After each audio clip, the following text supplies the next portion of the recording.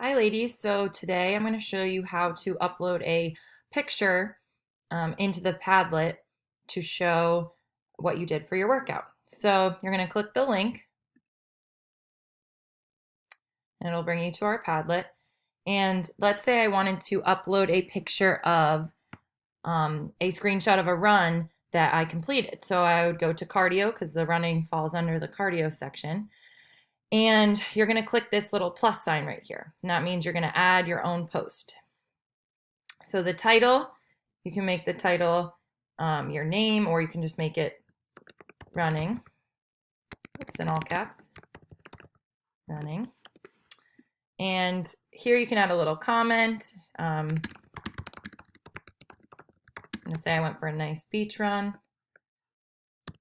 And then after you describe what you did, you have a lot of choices. So you can, some of the choices are laid out for you right here, or if you want more, you can click here and get all the options. So I'm just going to do more to show you. So you have a lot of different things you can do. So I want to upload a file from my computer. The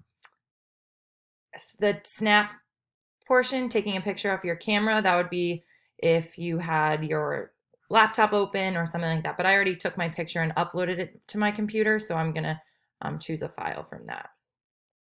So my file is called running pic, so I'm just going to click on that, open it up. It's going to say uploading here. And then there's my picture. So you can see how long I did, how long I took, what my distance was, and everything like that. So once you're done, it's already uploaded. You don't have to press another button. You can kind of just click a random section, and that's my picture of my run. So my teammates can see that I went for a nice beach run and got one of my workouts in for the week.